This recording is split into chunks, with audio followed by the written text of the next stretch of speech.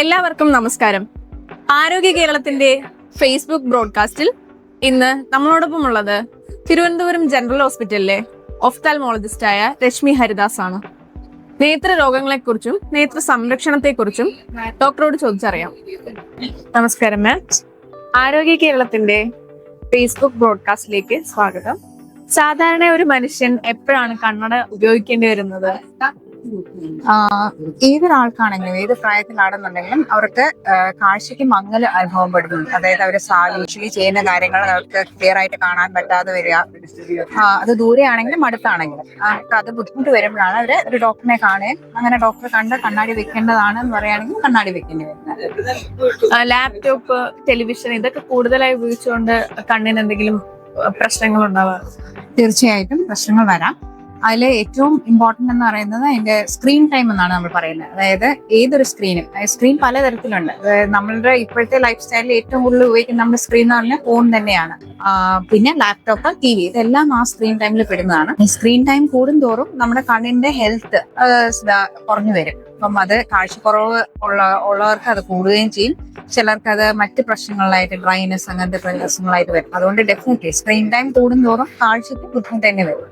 എത്ര ഇടവേളയ്ക്ക് ശേഷമാണ് ഒരു മനുഷ്യൻ കാഴ്ച ചെക്ക് ചെയ്യേണ്ടത്? സാധാരണ രീതിയിൽ കണ്ണാടി വെക്കുന്ന ഒരാളാണെന്നുണ്ടെങ്കിൽ, അതായത് നമ്മൾ ഓൾറെഡി ഒരു കുട്ടി, ഫോർ എക്സാമ്പിൾ ഒരു കുട്ടി കണ്ണാടി നമ്മൾ പ്രിസ്ക്രൈബ് ചെയ്തെന്നുണ്ടെങ്കിൽ നമ്മൾ പറയുന്ന ഐഡിയലി അവർ 6 മാസം കൂടുന്തോറും അവരുടെ പവർ ചെക്ക് ചെയ്യണം. ഇനി പലപ്പോഴും അത് അവർ ഫോളോ ചെയ്യാറില്ല. അങ്ങനാണെങ്കിൽ നമ്മൾ മിനിമം ഒരു വർഷത്തിൽ ഒരിക്കലെങ്കിലും നമ്മൾ ചെക്ക് ചെയ്തിരിക്കണം. പിന്നെ അതായത് നമ്മളൊരു 40 വയസ്സ് കഴിഞ്ഞിട്ട് നമ്മൾ പ്രസ്ബയോപ്യ അല്ലെങ്കിൽ വെള്ളയെഴുത്ത് എന്ന് പറയുന്ന കാര്യം, അതായത് അടുത്തുള്ള കാര്യങ്ങൾ വായിക്കാൻ പറ്റാതെ അവരുടെ കാര്യത്തിൽ അതായത് 40 വയസ്സിന് മുകളിൽ നമ്മൾ പറയുകയാണെന്നുണ്ടെങ്കിൽ വർഷത്തിൽ ഒരിക്കൽ ചെക്ക് ചെയ്താൽ മതി. മാമിന്റെ അഭിപ്രായത്തിൽ എന്താണ് സ്ക്രീൻ ടൈം?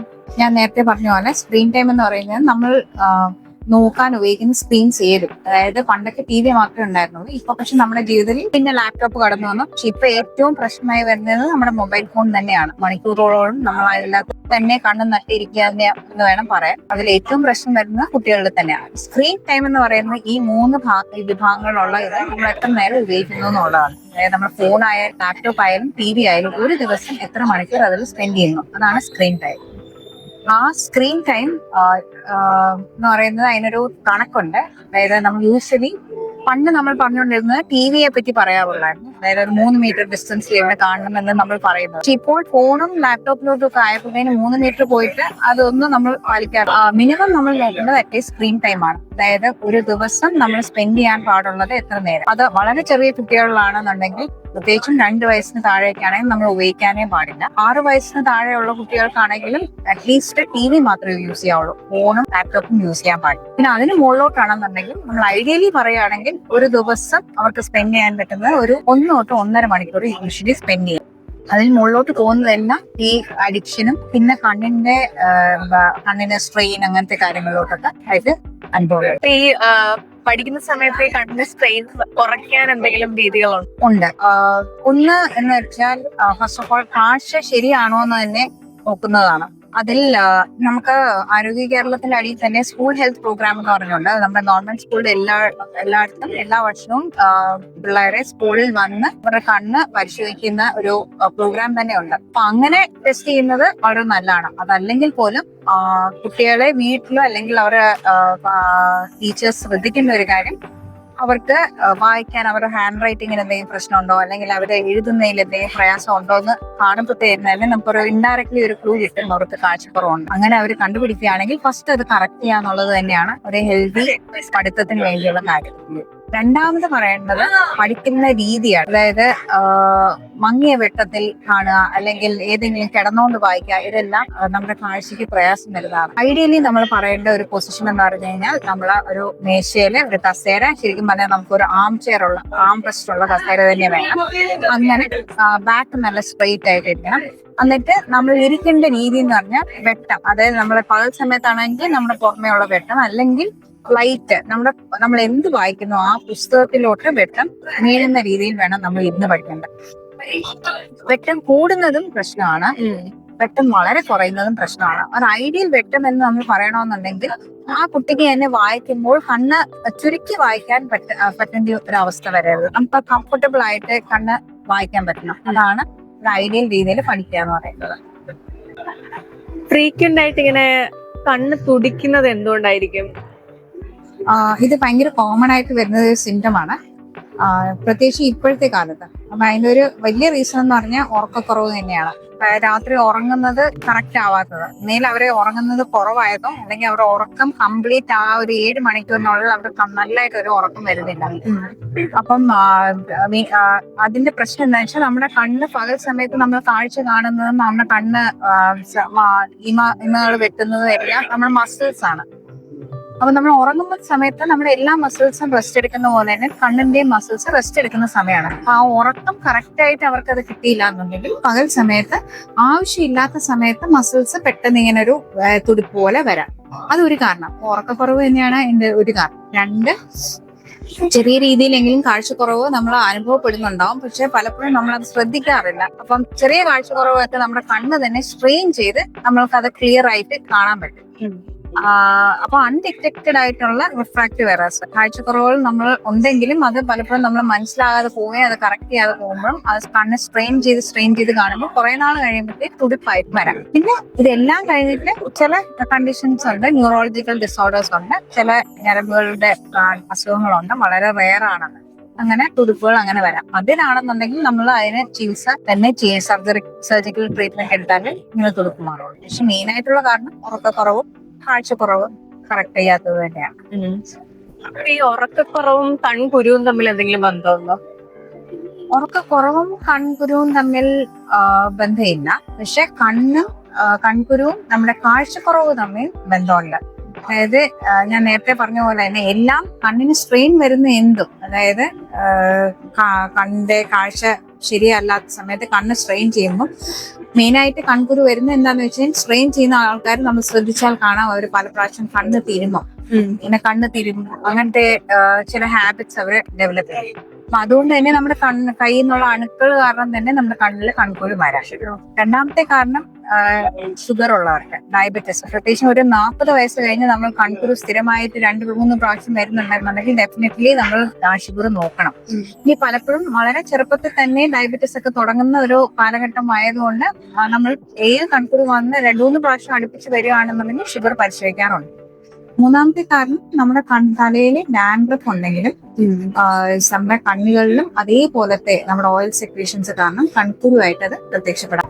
അപ്പോ നമുക്ക് ഈ ഐസൈറ്റ് ഇംപ്രൂവ് ചെയ്യാൻ അല്ലെങ്കിൽ ഈ ഡിസീസിനെ പ്രിവെന്റ് ചെയ്യാൻ വേണ്ടിട്ട് എന്തെങ്കിലും ഭക്ഷണ രീതികളുണ്ട്? ഐസൈറ്റ് ഇംപ്രൂവ് ചെയ്യാനെന്നല്ല, നമ്മുടെ ഹെൽത്തി ആയിട്ട് ഇരിക്കാൻ വേണ്ടിയിട്ട് നമ്മൾ ചെറുപ്പം തൊട്ടേ നമ്മുടെ പ്രായമുള്ള ആൾക്കാർ പറയുന്നതിൽ ഒരു നല്ല കാര്യമുണ്ട്. അതായത് നമ്മുടെ ഫുഡിൽ തന്നെ അത് തുടങ്ങണം എന്നുള്ളത്.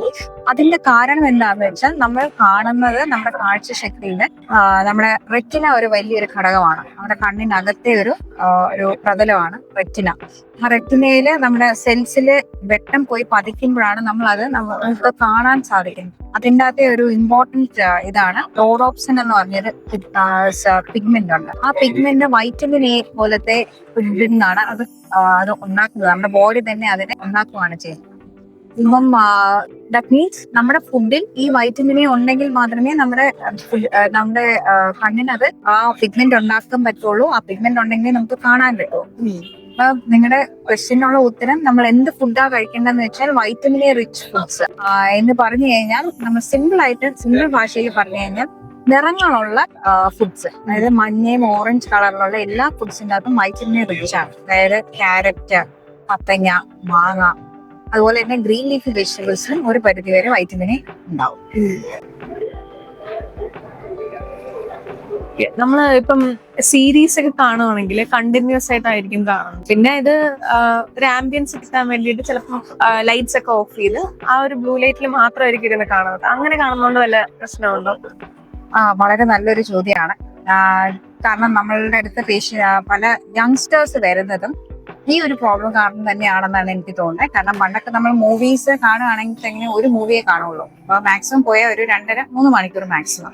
പക്ഷെ ഇപ്പോൾ നമ്മുടെ ഫോണിൽ തന്നെ സീരീസ് ആയിട്ട് അവൈലബിൾ ആയ പുതിയൊരു ഫാഷൻ ആയതുകൊണ്ട് തന്നെ ഇതിന്റെ ഒരു പ്രോബ്ലം എന്ന് വെച്ചാൽ ഒരു സീരീസ് തന്നെ ഒരു അരമണിക്കൂറായിരിക്കും. പക്ഷെ ഉടനെ അതിന്റെ എൻഡിങ് നമ്മൾ എന്താണെന്ന് അറിയാൻ വേണ്ടി നമ്മൾ അടുത്ത സീരീസിലോട്ട് പോകും. അങ്ങനെ മണിക്കൂറുകളോളം കുട്ടികൾ മൊബൈൽ ഫോണിലോട്ട്, അതായത് 3-4 മണിക്കൂറിലോട്ട് കടക്കുന്ന രീതിയിൽ അത് ആവുകയാണ്.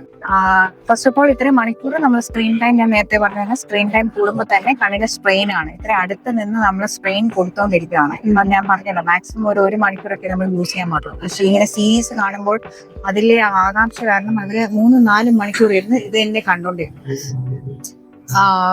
അത് കൂടാതെ ഇതിൻ്റെ അകത്ത് നിങ്ങൾ പറഞ്ഞ പോലെ തന്നെ ആംബിയൻസ് കിട്ടാൻ വേണ്ടിയിട്ട് എല്ലാം ഓഫ് ചെയ്തിട്ട് കാണുന്നത്, അത് അതിനേക്കാളും ദോഷമാണ്. കാരണം നേരത്തെ ഞാൻ കുട്ടികൾ പഠിക്കുന്ന കാര്യം പറഞ്ഞതുപോലെ തന്നെ നമ്മൾ ഏത് സ്ക്രീൻ യൂസ് ചെയ്താലും അതിൻ്റെ അകത്ത് കറക്റ്റ് ലൈറ്റിംഗ് കണ്ടീഷൻസ് വേണം എന്നുള്ളത് ഇമ്പോർട്ടൻ്റ് ആണ്. അതായത് നമ്മളൊരു ബാക്ക്ഗ്രൗണ്ട് ലൈറ്റിംഗ് എന്നാണ് പറയുന്നത്.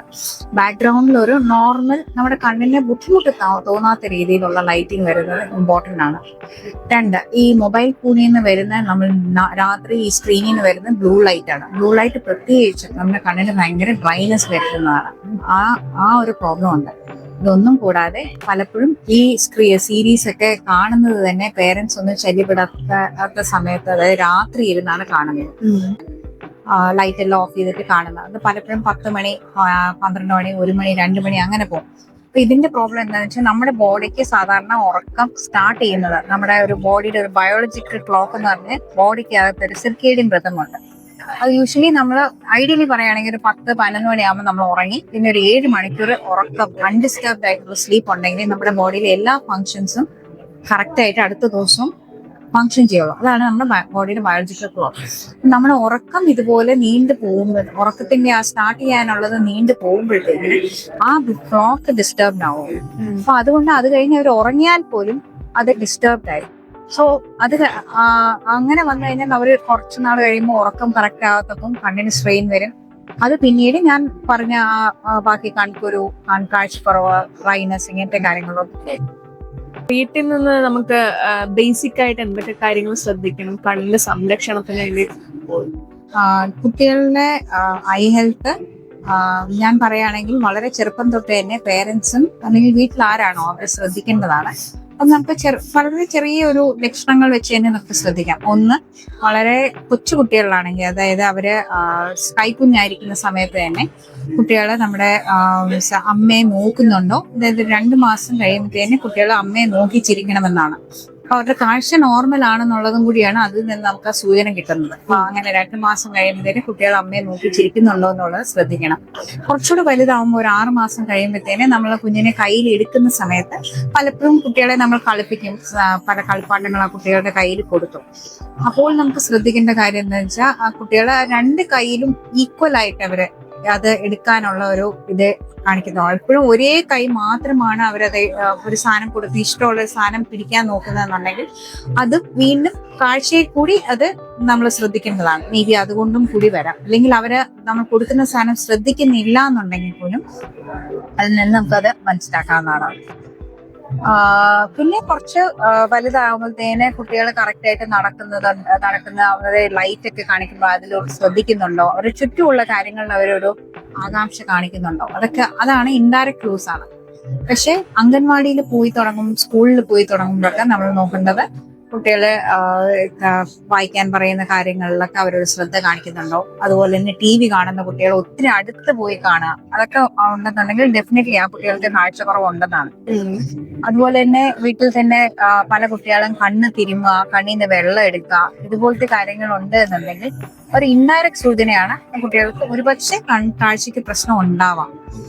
പിന്നെ സ്കൂളിൽ പോകുന്ന കാലഘട്ടം ആകുമ്പോഴത്തേന് ഇപ്പം എല്ലാ സ്കൂളുകളിലും നമ്മൾ റൊട്ടേഷൻ കൊടുക്കാറുണ്ട്. അതായത് ഫ്രണ്ടിൽ ഇരിക്കുന്ന കുട്ടികൾ ഒരു സമയത്ത് ബാക്കിൽ പോകും. അപ്പൊ ആ ബാക്ക് ബെഞ്ചിൽ എത്തുമ്പോൾ പലപ്പോഴും കുട്ടികൾ അന്നേരമാണ് ശ്രദ്ധിക്കുന്നത് അവർക്ക് ബ്ലാക്ക് ബോർഡ് കാണാൻ പറ്റുന്നില്ല. അപ്പൊ അത് തന്നെ ഒരു സൂചനയാണ്. അത് പിക്ക് ചെയ്യുന്നത് പലപ്പോഴും ടീച്ചേഴ്സ് തന്നെയാണ്. പിന്നെ ഇതൊന്നും ഇല്ലാന്നുണ്ടെങ്കിൽ നമ്മൾ എന്നിട്ടും കണ്ടുപിടിച്ചില്ല എന്നുണ്ടെങ്കിൽ കാഴ്ചക്കുറവ് കഴിഞ്ഞ് അത് പിന്നീട് അത് കണ്ണിന് കോങ്കണ്ണായിട്ട് മാറാം. അപ്പൊ കോങ്കണ്ണുള്ള കുട്ടികൾ അങ്ങനെ കോങ്കണ്ണായിട്ട് നമ്മൾ ശ്രദ്ധിച്ചിട്ടുണ്ട് എന്നുണ്ടെങ്കിൽ ആ കുട്ടികളെ ഡോക്ടറിനെ കാണിക്കണം എന്നുള്ള ഒരു കാര്യം നമ്മൾ നിർബന്ധമായിട്ട് അഡ്വൈസ് ചെയ്യേണ്ടതാണ്. അവരുടെ പേരൻസിനെ അറിയിച്ച് ഒന്ന് അഡ്വൈസ് ചെയ്യേണ്ടതാണ്. ഇതൊക്കെയാണ് നമ്മൾ ചുരുക്കം പറഞ്ഞ എന്റെ ലക്ഷണങ്ങൾ. നമ്മളുടെ ബ്രോഡ്കാസ്റ്റ് ഇവിടെ വെച്ച് അവസാനിക്കുകയാണ്. ഇത്രയും നേരം നമ്മളോടൊപ്പം ചെലവഴിച്ച ഡോക്ടർ രശ്മിക്ക് നന്ദി.